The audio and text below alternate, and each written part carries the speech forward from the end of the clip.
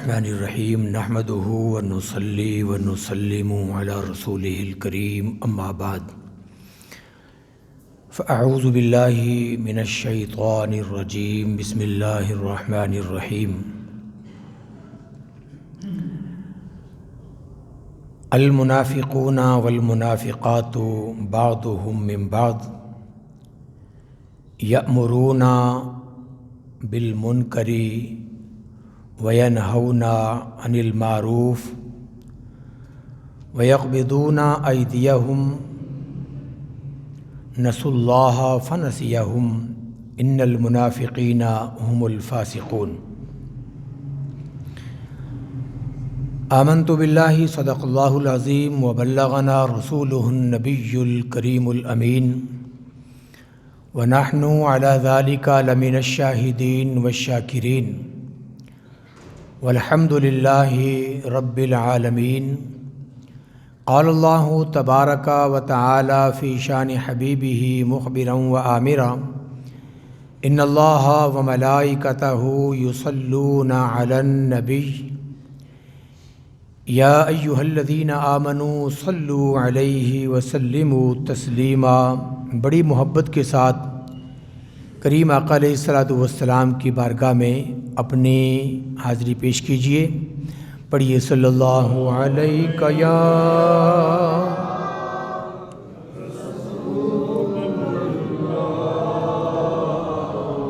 وسلم علیہ یا حبیب اللہ۔ پڑھیے صلی اللہ علیہ یا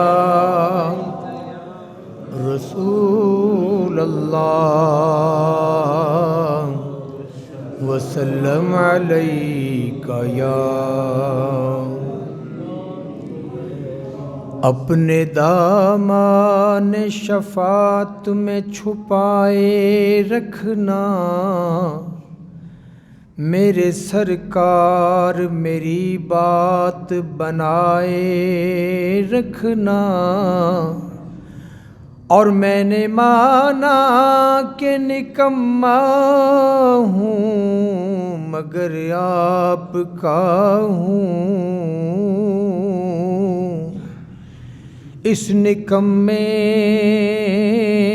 کو بھی سرکار نبھائے رکھنا۔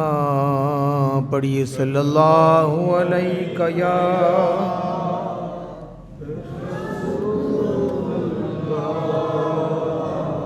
وسلم علیہ یا حبیب اللہ۔ حمد و صلوات کے بعد بےحد احترام کے لائق حاضرین اور سامعین، گرچہ ہماری گفتگو کا آج جو موضوع ہے وہ معاشرے میں پائے جانے والے 3 قسم کے طبقات کے حوالے سے، ان میں سب سے پہلا طبقہ اہل ایمان کا ہے، اور دوسرا طبقہ اہل کفر کا ہے، اور معاشرے میں پایا جانے والا انسانوں کا تیسرا طبقہ منافقین کا ہے۔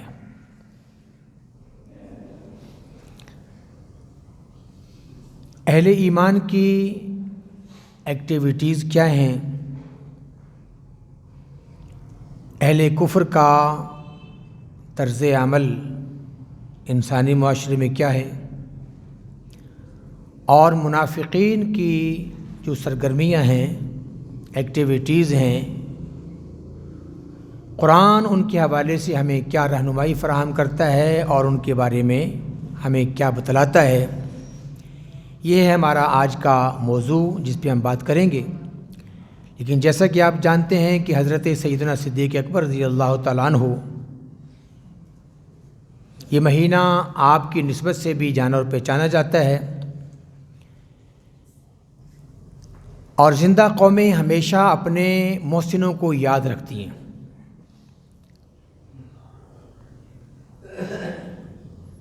اس بنا پر ضروری ہے کہ ہم آپ کے حوالے سے بھی اپنی یادوں کو تازہ کریں اور ان کی خدمات کے حوالے سے، ان کی شخصیت کے حوالے سے، ان کے مقام اور مرتبے کے حوالے سے بھی اپنی معلومات کو از سر نو تازہ کر لیں، تاکہ اپنی نئی نسل تک اس ورثے کو پہنچانے کے ساتھ ساتھ ہم بھی اپنے دل کے اندر یہ عہد کریں کہ ان پاکیزہ ہستیوں کے نقش قدم پر چلنا ہی ہمارے لیے دنیا اور آخرت میں نجات کا باعث ہے۔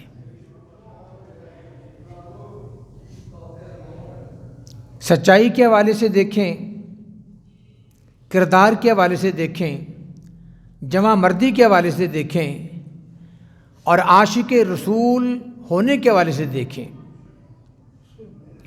جس انداز میں بھی آپ کا جائزہ لیا جائے، آپ کی شخصیت کا مطالعہ کیا جائے تو ایمان تازہ ہو جاتا ہے۔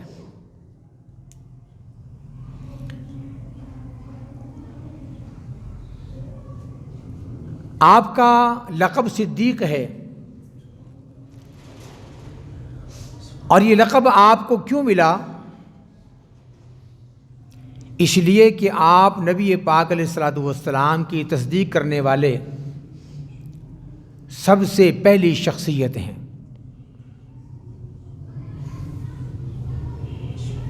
قرآن مجید فرقان حمید کے اندر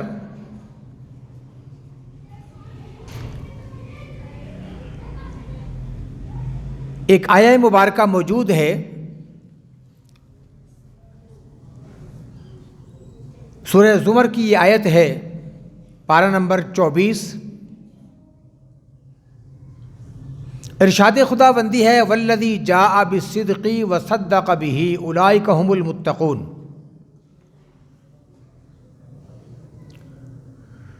جو سچ لے کر آیا اور جس نے اس سچائی کی تصدیق کی، اولئک ھم المتقون، وہی لوگ متقی ہیں۔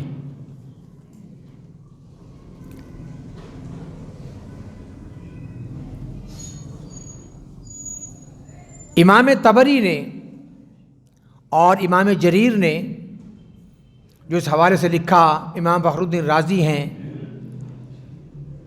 ان مفسرین نے جس حوالے سے لکھا ہے وہ کئی اقوال نقل فرمائے ہیں، لیکن جمہور مفسرین کی رائے یہ ہے کہ سچائی کو لانے والے محمد الرسول اللہ صلی اللہ علیہ وسلم ہیں، اور اس سچائی کی اولاً تصدیق فرمانے والے، سب سے پہلے تصدیق فرمانے والے وہ حضرت سیدنا صدیق اکبر رضی اللہ تعالیٰ عنہ۔ کوئی ایک موقع نہیں جہاں پر آپ نے سچائی کی تصدیق نہیں فرمائی۔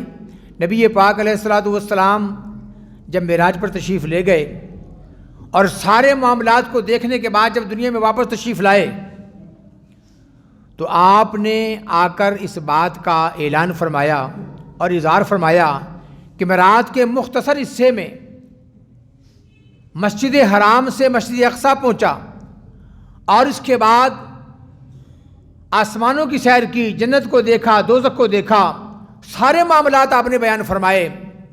مشرکین مکہ نے آپ کی باتوں کا انکار کیا اور مذاق اڑانا شروع کیا۔ ابو جہل جیسا شخص سیدنا صدیق اکبر کے پاس پہنچا اور جا کر کہنے لگا کہ اے صدیق، اے ابو بکر، اگر کوئی شخص یہ کہے کہ میں رات کے مختصر حصے میں مسجد حرام سے مسجد اقصیٰ میں پہنچا ہوں اور واپس بھی آ گیا ہوں، اس کے بعد آسمانوں پہ بھی گیا، جنت کو بھی دیکھا، دوزخ کو بھی دیکھا، تو کیا تم اس بات کی تصدیق کرو گے؟ اب خطیبوں کی زبان کے اندر اس بات کو یوں بیان کیا جاتا ہے کہ آپ نے فرمایا اگر کوئی یہ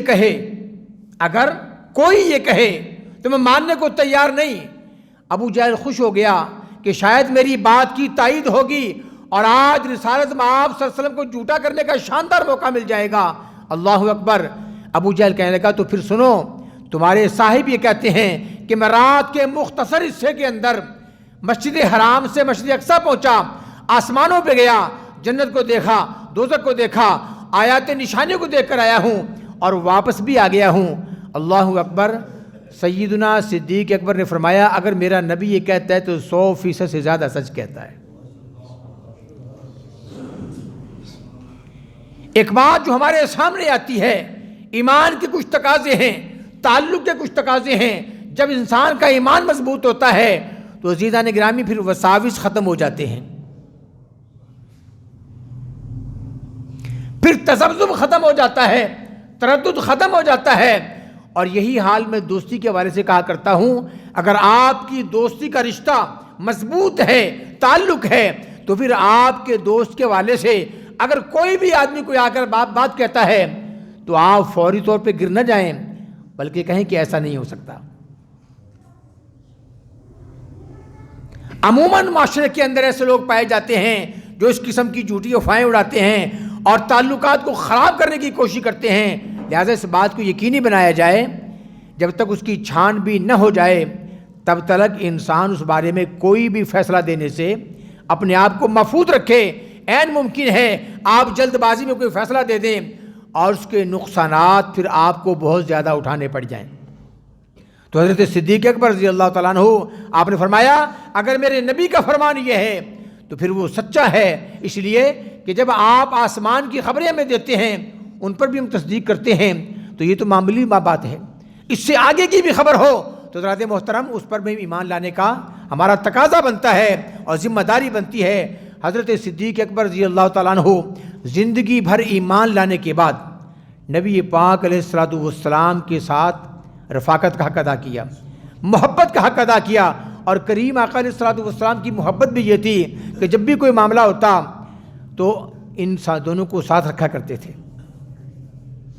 اگر کسی واقعے کی گواہی دینا ہوتی، کسی واقعے کا بتلانا مقصود ہوتا تو فرماتے کہ میں بھی یہی کہتا ہوں، صدیق بھی یہی کہتے ہیں اور عمر بھی یہی کہتے ہیں۔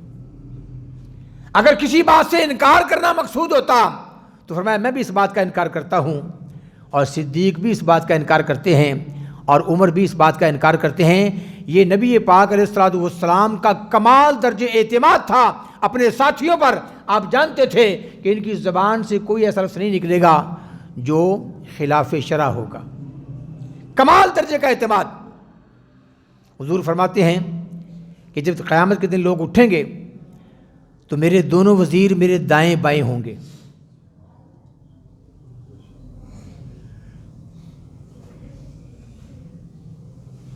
میرے دائیں طرف ابو بکر صدیق ہوں گے رضی اللہ تعالیٰ عنہ، اور میرے بائیں طرف عمر فاروق رضی اللہ تعالیٰ عنہ ہوں گے۔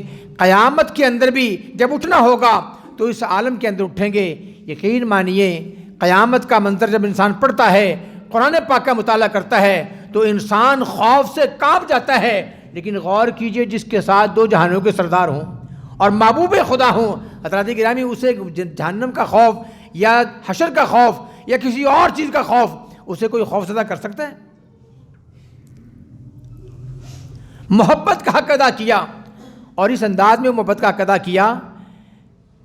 آپ کے والد گرامی ایمان لائے، حضور علیہ الصلوۃ والسلام نے مبارکباد پیش کی، اب اگر تمہیں مبارک ہو تمہارے والد گرامی ایمان لے آئے ہیں۔ لیکن آپ کی محبت کیا تھی، آپ کا انداز کیا تھا؟ عرض کی یا رسول اللہ صلی اللہ علیہ وسلم اگر آپ کے چچا جان ایمان لاتے تو مجھے اس سے بھی زیادہ خوشی ہوتی۔ نہ اپنی ذات کی پرواہ ہے، نہ اپنے خاندان کی پرواہ ہے، کسی چیز کی پرواہ نہیں۔ نبی پاک علیہ الصلوۃ والسلام کی محبت پہلے ہے، آپ کا تعلق پہلے ہے، اور باقی سارے رشتے اور سارے تعلق پیچھے ہیں۔ میدان جنگ کے اندر ایک جانب سے باپ لڑ رہا ہے اور دوسری جانب سے بیٹا لڑ رہا ہے۔ آپ کے ذہنوں میں بات ہوگی، جب جنگ ختم ہوئی بیٹا بھی مسلمان ہو گیا، بابا جان کے پاس پہنچا اور یاد دلایا بابا جان فلاں جنگ کے موقع پر، یہ غزوہ بدر کی بات ہے، فلاں جنگ کے موقع پر آپ دوسری جانب تھے، میں کفار کی جانب تھا، اور متعدد مرتبہ آپ میری تلوار کی زد میں آئے، لیکن میں نے ہاتھ روک لیا کہ آخر میرا باپ ہے، مجھے حیا آئی، ہاتھ کو روک لیا۔ اللہ اکبر۔ جب بیٹے نے یہ بات کہی تو سیدنا صدیق اکبر رضی اللہ تعالیٰ عنہ آپ کی بات کو سنیے اور آپ کے ایمان کا جائزہ لیجئے اور آپ کے اس عشق کے جذبے کو دیکھیے۔ فرمایا بیٹا یہ تو تھا کہ تو نے ہاتھ روک لیا، اگر تو ایک مرتبہ بھی صدیق کی تلوار کی زد میں آتا میں کبھی اپنے ہاتھ کو نہ روکتا۔ جب تک ایسا جذبہ نبی پاک علیہ الصلوۃ والسلام کے ساتھ مومن کا نہیں جڑ جاتا، حضرات گرامی، انسان ایمان کی حلاوت کو محسوس نہیں کر سکتا، ایمان کی حلاوت کو نہیں پا سکتا، اور یہ بات کوئی جذباتی بات نہیں ہے۔ اللہ کے نبی نے خود فرمایا لا یؤمن احدکم حتی اکون احب الیہ من والدہ وولدہ والناس اجمعین، تم میں سے کوئی بھی ایمان والا نہیں ہو سکتا جب تک میں اس کے والد، اس کی والدہ اور تمام لوگوں سے بڑھ کر اس کے نزدیک محبوب نہ ہو جاؤں۔ تو ایمان کا تقاضا یہ ہے کہ سب سے بڑھ کر محبت حضور کی ذات گرامی کے ساتھ کی جائے، اور اس میدان کے اندر حضرت سیدنا صدیق اکبر صف اول کے اندر دکھائی دیتے ہیں۔ محبت کا جیسا برتاؤ اور جیسا رویہ آپ نے انجام دیا، عزیزان گرامی، وہ رہتی دنیا تک مشعل راہ ہوگا۔ ابتدا کے اندر آپ ایمان لائے، اور ایمان لانے کے بعد عرض کی یا رسول اللہ صلی اللہ علیہ وسلم میں اس بات کو پھیلانا چاہتا ہوں، اس بات کا اعلان کرنا چاہتا ہوں کہ سچ یہ ہے، حق یہ ہے۔ آپ نے فرمایا کہ ابھی اس کا ٹائم نہیں، ابھی حالات سازگار نہیں، کچھ دیر ٹھہر جاؤ۔ مگر آپ کے اندر ایمان کی شمع روشن ہو چکی تھی۔ آپ بیت اللہ شریف کے اندر گئے اور جانے کے بعد فرمایا لا الہ الا اللہ محمد الرسول اللہ، اللہ کے سوا کوئی معبود نہیں اور محمد صلی اللہ علیہ وسلم اللہ کے رسول ہیں۔ حضرات محترم، ایسے ماحول کے اندر جہاں 360 بتوں کی عبادت کی جاتی ہو، وہاں پر توحید کی آواز لگانا، آواز بلند کرنا، اپنے آپ کو موت کی دعوت دینا تھا، لیکن یہ ایمان تھا اور محبت رسول تھی۔ آپ نے ہر قسم کے معاملات سے قطع نظر کرتے ہوئے آپ نے حق کی آواز کو بلند کر دیا۔ نتیجہ تو سامنے تھا کہ لوگ آپ پر پل پڑے، آپ کو مارنا شروع کیا، اور مارتے مارتے مارتے اس حالت میں پہنچا دیا کہ قریب تھا کہ آپ فوت ہو جائیں۔ کسی نے کہا کہ اگر یہ ختم ہو گئے تو تم ان کے قبیلے سے لڑ نہیں سکو گے، لہذا بہتر ہے کہ اسی حال میں چھوڑ دیا جائے۔ بے ہوشی کے عالم میں چھوڑ کر لوگ آپ کو چلے گئے۔ آپ کے قبیلے والے آئے اور آنے کے بعد آپ کو ہوش میں لانے کی کوششیں ہونے لگیں۔ کوئی آپ کے ہاتھ کو پکڑ کے لاتا ہے، کوئی جھنجھوڑتا ہے، کوئی پانی کے چھینٹے مارتا ہے، لیکن قربان جائیے آپ کی محبت کے، جو ہی آپ کو ہوش آیا آپ کی زبان پہ سب سے پہلا لفظ جو آیا وہ کیا تھا؟ یہ بتاؤ محمد الرسول اللہ کیسے ہیں صلی اللہ علیہ وسلم، محمد الرسول اللہ کیسے ہیں؟ لوگ غصے میں چھوڑ کے چلے گئے، قبیلے والے، کتنی مار کھائی ہے جن کی وجہ سے، پھر اسی کا نام لیتا ہے۔ آپ کی والدہ محترم آئیں اور گھر لے گئیں، گھر والے بھی لے گئے آپ کو۔ عزیزان من، جب گھر لے گئے اور آپ کو تیمارداری کی گئی، آپ کو علاج وغیرہ کیا گیا، آپ کو ہوش میں لانے کی کوشش کی گئی، تو سب سے پہلا اپنی والدہ سے بھی یہی سوال تھا، ماما جان، امی جان، پہلے محمد الرسول اللہ کے بارے میں مجھے بتائیں کہ حضور کا کیا حال ہے۔ یاد رہے، محبت ہمیشہ یک طرفہ نہیں دو طرفہ ہوتی ہے۔ اگر آپ کسی سے محبت کرتے ہیں تو یقیناً ادھر سے بھی آپ کو محبت ملے گی۔ اظہار کے مختلف طریقے ہو سکتے ہیں، لیکن ایسا نہیں ہو سکتا آپ کسی کا احترام کریں، آپ کسی سے محبت کریں اور نتیجے میں آپ کو محبت نہ ملے، اور پھر وہ ذات جنہیں اللہ نے محبتوں کا امین بنا کے بھیجا، محمد الرسول اللہ صلی اللہ علیہ وسلم۔ عزیزان من، آپ سے بڑھ کر محبت کرنے والا کون ہوگا؟ آپ سے بڑھ کر چاہنے والا کون ہوگا؟ اور آپ سے بڑھ کر پیار کرنے والا کون ہوگا؟ کتنے ہی لمحات ایسے آئے ہیں جہاں آپ نے اپنے صحابہ کے ساتھ کمال درجے محبت ظاہر فرمائی، اپنے گھر والوں سے محبت کا اظہار فرمایا، اپنے لاڈلے نواسوں سے محبت کا اظہار فرمایا، اپنے لاڈلوں کو گودی میں لے کر آپ چومتے بھی تھے اور سونگا بھی کرتے تھے۔ کسی نے سوال کر دیا، یا رسول اللہ صلی اللہ علیہ وسلم، ہم نے آج تک لوگوں کو اپنے بچوں سے محبت کرتے دیکھا ہے، انہیں چومتے دیکھا ہے، لیکن پہلی مرتبہ دیکھ رہے ہیں کہ آپ بچوں کو سونگھتے بھی ہیں، اپنے شہزادوں کو سونگھتے بھی ہیں۔ اللہ اکبر! حضور کی زبان سے کیا نکلا؟ فرمایا بھلے آدمی، ارے پھولوں کو سونگھا ہی تو جاتا ہے۔ ہما ریحانتیہ، یہ کلمات ہیں حضور کے اپنے شہزادوں کے بارے میں، دونوں کے دونوں میرے پھول ہیں، میری خوشبو ہیں۔ عزیزان من، تو محبت کے جس مقام پہ موقع ملا، کریم آقا علیہ الصلوۃ والسلام کی محبت سے بڑھ کر کسی نے محبت نہیں دیکھی۔ حاتم تائی کی بیٹی گرفتار ہو کر حضور کی بارگاہ میں پہنچی۔ جب پتہ چلا کہ حاتم تائی کی بیٹی ہے تو سخی کی بیٹی تھی، حضور نے اکرام فرمایا، اور اکرام فرمانے کے بعد اسے آزاد کر دیا اور اسے جانے کا سارا ساز و سامان بھی دیا۔ حاتم تائی کا بیٹا عدی بن حاتم بھاگ کر کسی اور علاقے میں چلا گیا۔ بہن پہنچی اور کہا پگلے کہاں دوڑا پھرتا ہے؟ اس ذات کے پاس جا جو محبتوں کی امین ہیں، جو اکرام کرنے والے ہیں۔ اپنے بھائی کو تیار کیا اور تیار کرنے کے بعد حضور کی بارگاہ میں پہنچایا۔ عدی بن حاتم جب حضور کی بارگاہ میں پہنچے تو کریم آقا علیہ الصلوۃ والسلام نے استقبال فرمایا اور گھر لے کے آئے، اور گھر لانے کے بعد اپنی چادر مبارک بچھائی اور چادر مبارک کو بٹھا دیا۔